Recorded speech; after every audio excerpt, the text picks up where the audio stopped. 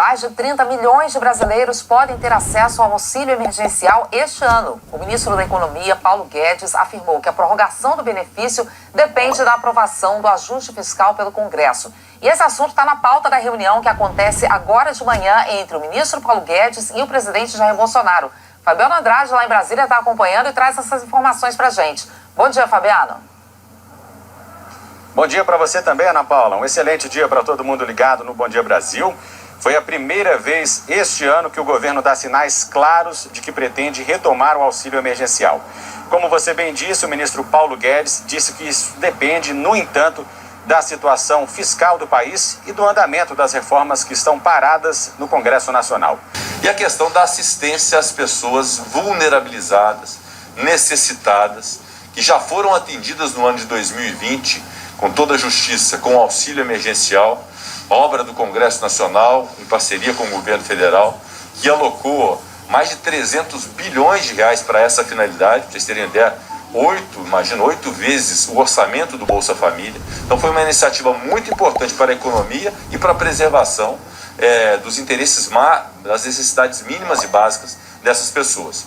A pandemia continua e agora eu vim ao ministro da Economia, Paulo Guedes, externar o que é uma preocupação do Congresso Nacional, e é minha obrigação fazê-lo como senador, já até me antecipando ao Colégio de Líderes que se reunirá na terça-feira no Senado Federal, que eu sei exatamente o que é o sentimento de todos, que é uma preocupação em relação à assistência social, a um socorro que seja urgente, emergencial, para poder realmente ajudar essa camada mais vulnerável. E senti do ministro Paulo Guedes toda a boa vontade de encontrar uma solução para isso. Obviamente com aquilo que é um apelo que o ministro Paulo Guedes já externou e que nós externamos também, que é da responsabilidade fiscal, de fazer isso com cautela, com prudência, com observância de critérios para evitar que as coisas piorem. Mas, obviamente, nós temos que ter a sensibilidade humana, e eu vim como senador da República, presidente do Congresso Nacional, externar essa sensibilidade política de que nós temos que socorrer essas pessoas.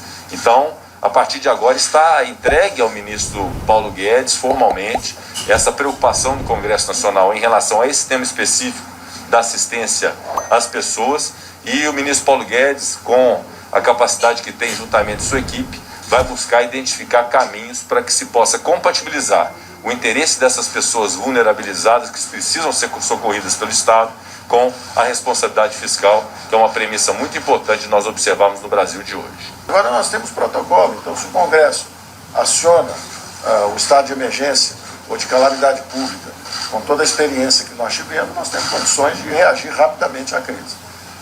É muito importante que seja dentro de um quadro de recuperação das finanças. Então nós estamos justamente já preparados para fazer a coisa dentro de proporções. No início você digitalizou 64 milhões de brasileiros, mas 26 milhões eram famílias já protegidas por programas sociais. Elas retornam agora para o Bolsa Família, que já está orçamentado, já está no orçamento esse retorno ao Bolsa Família de um grupo. O outro grupo, que eram os invisíveis, esses é que nós estamos agora focalizando a ajuda.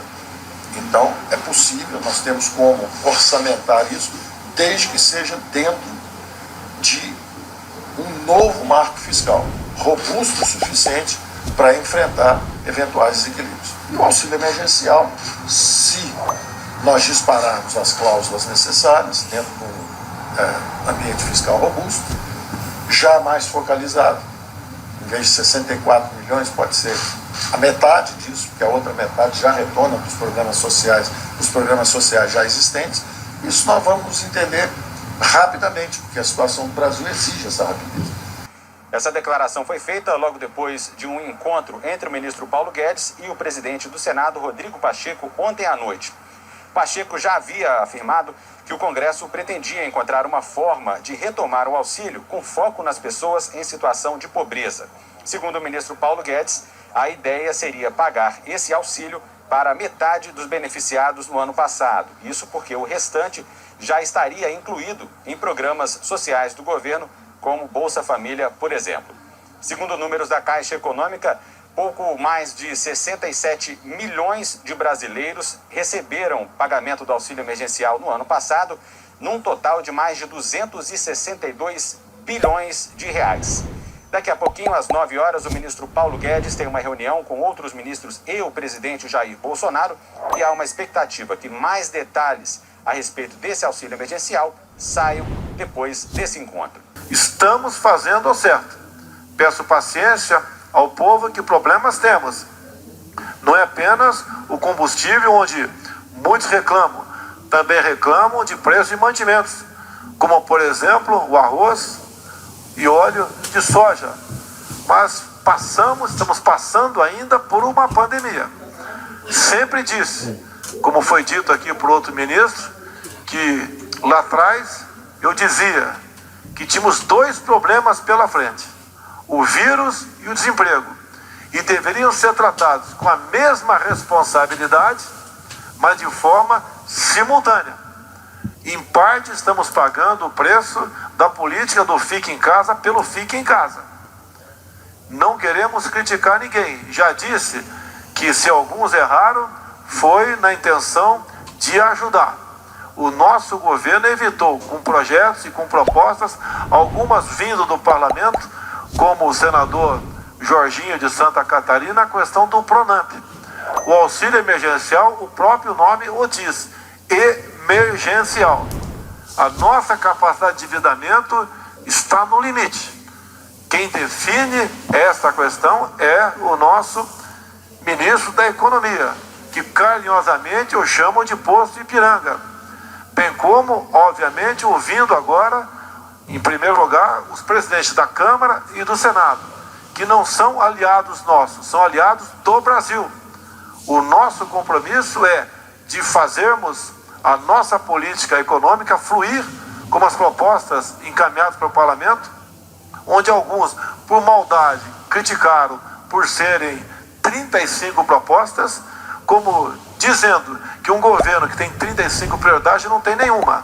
Essas mesmas pessoas que falam isso e agem dessa maneira, em especial nos grandes órgãos de comunicação, não ajudam o Brasil.